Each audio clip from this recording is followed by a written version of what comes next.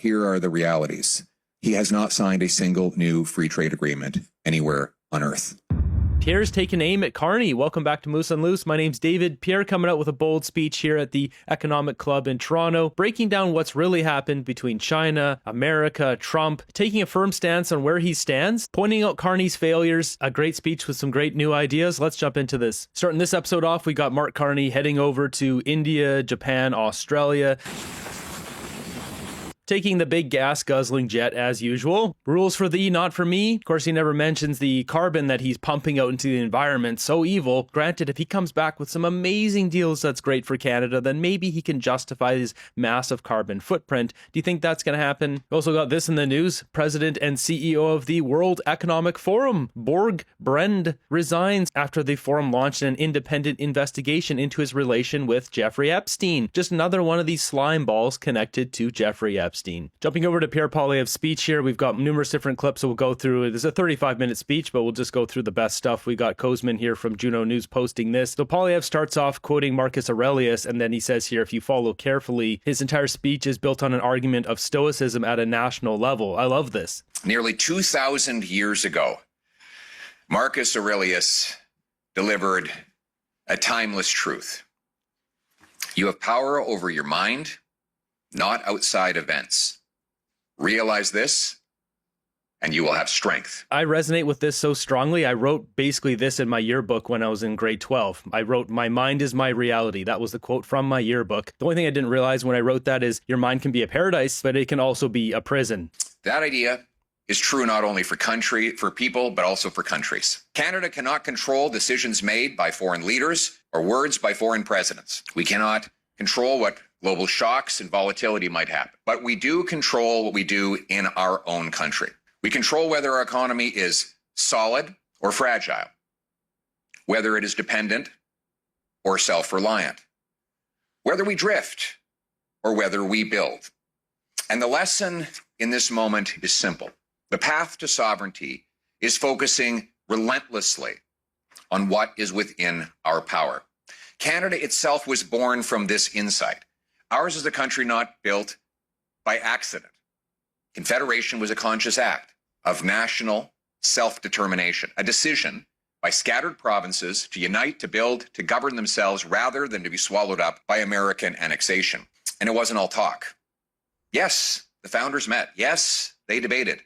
Yes, they agreed. But above all else, they got things done. He's taking a shot there directly at Mark Carney. Guy's going over to India, Australia, Japan. Will he come back with anything? Now, what's interesting about this speech going on at the Economic Club, we've got Laura Stone posting this. There's 300 people here for Poilievre's speech. We also have Dominic LeBlanc giving a speech on international trade and the one Canadian economy at the exact same time at the Canadian Club, Toronto. So I don't know if they coordinate this to try to pull people away or have media split or try to diminish Poilievre's speech. Seems like it, but I mean, I don't know. Here we have Pierre announcing a plan for a tariff-free auto pact. And today, I am proposing the Conservatives will fight for a tariff-free auto pact with the United States, with shared protections against Chinese imports. In short, here's the deal. We should agree to keep Chinese vehicles out if Americans agree to let Canadian vehicles in. Yeah, Mark Carney doesn't want that. So you can see Pierre taking a direct opposite stance here to Carney. And throughout these different speech clips, you're going to see more and more how he's pushing back against Trump, but also embracing America. Because really, it's not America doing all this. It's just Donald Trump's policies. He's a tariff guy. That's what he is. The backbone of all his stuff is tariffs. But I mean, Trump will be there for 3 more years, and then it will be someone else. Even if it's J.D. Vance, would J.D. Vance be putting tariffs on all these different countries, including Canada? Who knows? I don't know if he's a tariff guy, but I mean, Trump is already in his 2nd term, so we know it'll be somebody else. I wonder what Scott Moe would think of that. I mean, that's a tricky situation. Basically, open up some bigger deals with India and not be reliant on China, and suddenly you're in a much better position. And that's what Scott Moe's doing over in India right now. And while we're talking about America, we need to bring this up. Globe and Mail posted this. State of the Union was a zoo, and Team USA, the monkeys. This is what a national newspaper publication just put out on their social media. This is disgusting. How would Canadians react if the New York Times put out this about Canadians in Canadian Parliament? Say you had a picture of Sidney Crosby, Connor McDavid, etc., all sitting there, and they called them a bunch of monkeys. And then we have have CBC posting this. What was so funny? Hockey fans call out US men's team for laughing at Trump's remark. So I don't even know what this is regarding. I don't even care. CBC putting out this garbage. They do not cover real news. It's all just fear-mongering of Donald Trump, taking shots at Donald Trump evil. Who cares? We need to be focusing on our own country. Mark Carney's own words. Who cares? This kind of crap, though, has to end. This next section here is pure gold. As Prime Minister Harper recently said, the question for Canada is not how we feel about what the U.S. is doing, but how we adapt. The most effective response to uncertainty is not outrage. It is results. The encouraging reality is that the two biggest pressures facing Canada today, affordability and autonomy, have the same solutions. Abundant, low-cost energy, unlocking resource development and home building, a strong military, and digital sovereignty. These four pillars form our plan to make Canada stronger at home so that we can have unbreakable leverage abroad. And that's what we need, unbreakable leverage. If we had a new pipeline already in the works right now, already in construction, we would have more leverage against Donald Trump's tariffs, and maybe he would back down. Maybe he would work on getting a deal, because Donald Trump does respect strength. Now, we still don't know, is he working with Carney to tank us, and Carney's essentially doing this as an inside job? Time will tell. This is a section in the middle here. It's the meat and potatoes. He brings up America, 51st state, and China. China's economic expansion was one of the most extraordinary phenomena in the history of the world. This country went from having 80% of its citizens living on less than $1 a day to the second biggest economy in the world in one generation. While American capitalism had earlier buried clunky Soviet communism, a new authoritarian powerhouse quietly and rapidly snuck up on the U.S. All the economic enrichment came without the expected political liberalization. And one day, America awoke and realized that its entire industrial base had been hollowed out. Whole towns vanished to job outsourcing, and their economy was reliant on a country that was at best a serious rival and at worst a hostile threat. There was a backlash. Americans went from driving globalization to believing that they were its victim. Zero-sum mercantilism came roaring back to life. President Trump has sought to overturn the trading system that previous American presidents had championed and even created. Now, some of this correction, in fairness, was overdue, but it missed the target by going after countries like Canada, which were not the problem. What President Trump says about Canada is wrong. Our trade surplus does not represent exploitation by Canada of the United States of America.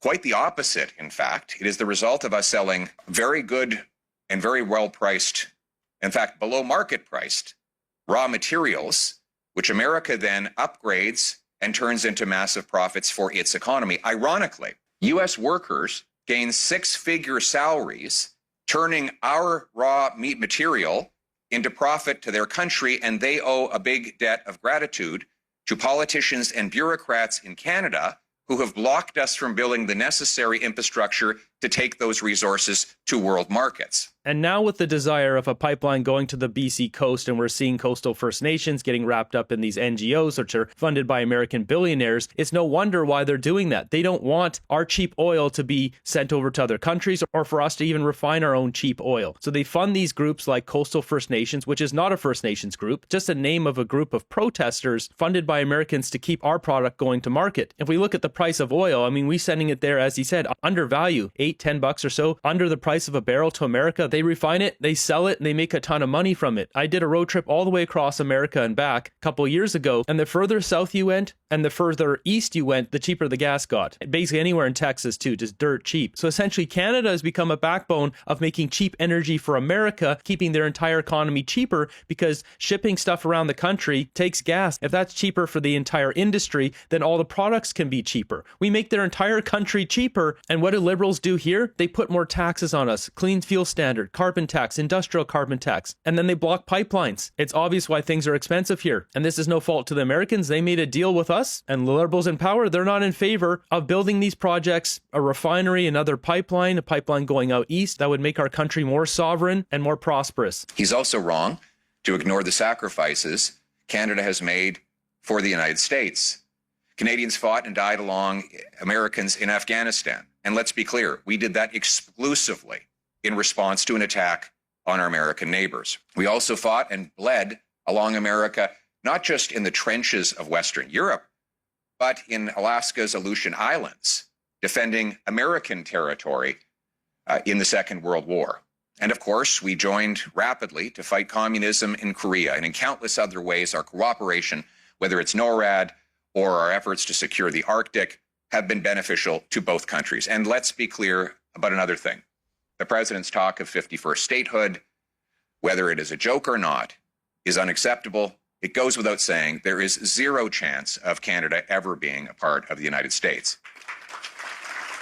We love our country. We love our country just as Americans, understandably and justifiably, love their country too. That's why so many Canadians are upset by the president's comments and trade actions, especially considering that Canada and the United States will always be neighbors. Geography is the most permanent factor in international relations. No country can call up a realtor and relocate. And the truth is, we wouldn't want to. Canada and the United States have built probably the greatest partnership any two countries have ever built in the history of the world. That partnership remains profoundly in the interests of both our peoples and both our countries. And it's important to distinguish between governments and people. Politicians come and go. People remain. The miner in Appalachia, the energy worker in Texas, the engineer in California, they do not wake up every day asking how they can stick it to the Canadians. That's just the reality. The American people are not our adversaries. In fact, survey results demonstrate that Americans overwhelmingly have a favorable view of Canada and consider our two nations to be friends. That goodwill, by the way, may be our most important strategic strength going into these talks. As President Kennedy said when he was addressing the Canadian Parliament, geography has made us neighbors. History has made us friends. Economics has made us partners. Necessity has made us allies. Those whom nature hath so joined together, let no man put asunder. That insight captures a reality deeper than any temporary dispute. Canada's prosperity and security are inseparable from a stable relationship with the United States. And that is why we should not declare a permanent rupture with our biggest customer and closest neighbor in favor of a strategic partnership for a new world order with Beijing, a regime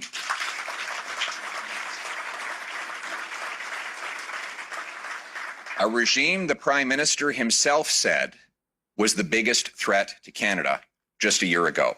Now, we seek no fight with China or its people, who make up a brilliant and extraordinary civilization. But its government and its proxies have kidnapped our citizens, stolen our technology, interfered in our elections, and pushed fentanyl into our streets. Canada should talk and trade where prudent, but never make the mistake of confusing engagement with dependency. China is not a substitute for the United States of America.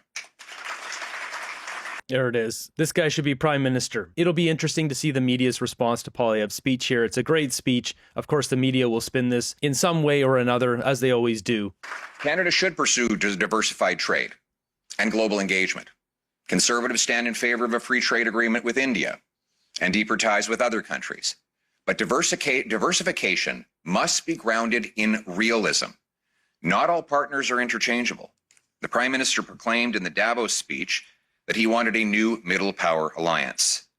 Actually, there's nothing new about it at all. We already have that. We've had it for years. In fact, Canada already has free trade with over 50 other countries, and most of them are middle powers. Yeah, if we look at those, we've seen this over the past year, but the numbers don't lie. So this is imports by country with Canada. We get 50% of our stuff from America, 12% from China, 6% from Mexico. We've got Germany, Japan, South Korea, Vietnam, Italy, Brazil, etc. If we go by exports, 77% of our stuff goes to America. It's even bigger, right? America relies less on us than we do on them. And then we've got China at 3.9, United Kingdom, Japan, and then it just really falls off from there. So as Poilievre said, you can't change your neighbors. We have to work work with our neighbors. We have a good relationship with our neighbors. All we needed was a good deal. Unfortunately, Canadians thought bringing in Mr. Banker was the best option to get a deal with Trump. Turns out they didn't look into the guy and realize he doesn't care about Canada. This guy's a globalist, WF elitist guy. It was a big mistake to trust a guy they knew nothing about. Poilievre had been on the scene for a long time at that point, opposition leader in the House of Commons every day with Trudeau. Carney was a blank slate and Canadians chose wrong. We should look to deepen those relationships, but their markets are already open to us. But the problem, here's the problem, and here's the irony. The problem is not that these countries block our products from coming in. It's that our own government blocks our products from getting out. And that is the major trade barrier. Signing meaningless communiques or more stagecraft masquerading as statecraft won't fix that reality. In fact, some of the worst tariffs imposed on Canada today are those imposed by the government here. Slow permits, changing rules, high taxes, outright bans on shipping oil off our northwest BC coast. We have the second slowest building permits anywhere in the OECD. It now takes 19 years to get a mine approved. None of that has changed in the last year. And most likely none of that will change going forward unless it benefits Brookfield. It's just all bad news in Canada right now. We got Kirk posting this. Canada had no payroll employment increase in a year. In fact, year over year, Canada lost 28,300 jobs. This is embarrassing as a country. It's on all fronts here. We've got stuff like this where $8 million of aid is getting sent over to Cuba. This doesn't further help us get a deal with Donald Trump. He's trying to starve them out to get rid of the dictators. And what are the Liberals doing? They're trying to prop up the dictators in Cuba. You can't make this stuff up. Meanwhile, the media, what do they keep putting out? This kind of nonsense. Look at these headlines. Canadian man in ICE custody says he thought agents were only focusing on criminals and murderers. They show a picture with him and his family. Oh, it must be so terrible. This must be such a good guy, good, wholesome family guy. So this is on CP24. I also saw this on CTV. We got this account here that clipped it, Cedar Grove, and same thing, Canadian man in ICE custody, yada yada. When you read the article here, it says Curtis has a criminal history, includes misdemeanor charge that stemmed from police discovering he had a pew-pew in the glove compartment of his car while driving, which was only registered to his wife. He was impaired while driving, and to top it all off, what does it say at the top? His street candy conviction involved a Xanax tablet being found in the back seat of his son's truck. These aren't honest headlines what the media is putting out here. They realize that most people will just look at the headline and move on and being further enraged at America. Oh, this good wholesome man. How could ICE do this? Propaganda alert. Jumping ahead, we got Poilievre talking about IP. We invent so many things and this stuff just gets lost to other countries all the time. We are inventive. We spend massively on R&D. Now we must reap the benefits in Canada. Canada needs a full overhaul of subsidies, tax policy, IP frameworks, investment review laws, with the goal of increasing commercialization by at least 50% over the next decade, and ensure that Canadian technology stays in Canadian hands on Canadian soil. That means requiring anyone who offshores IP that was developed with Canadian tax dollars pay those tax dollars back. It means allowing venture capitalists to roll over their capital gains into the development of new technologies and commercialization of those here in Canada. And it means banning foreign takeovers of sensitive intellectual property, data, weapon systems, cryptography, and other vital tools of modern crises. This is a great plan. My MP has never done anything to help Canada, and here is the CPC with a great idea after a great idea. Having invented technology in Canada, not subsidized or funded with tax dollars in any way, I agree with him 100%. Afterwards, we got a Q&A session here where Poilievre taken direct shots at Carney. What do you say to Canadians, speaking of the Prime Minister, Mark Carney, that you mentioned, what do you say to Canadians who say, well, you know, Mark Carney is already looking at these priorities. He's talking about growth. He's talking about diversification. He's talking about industrial strategy. So what's different in your approach? Well, you use the right verbs. He's looking at, he's talking about. And he has been looking and talking quite a lot over the last year. But here are the realities. He has not signed a single new free trade agreement anywhere on earth. Not one. We rushed through special powers under Bill C-5 for him to rapidly approve projects a year ago. How many has he approved under that process? 0. How many new pipelines are approved? 0. Interprovincial trade barriers remain. The only tax reform we've had is that he's renamed the carbon tax the clean fuel standard.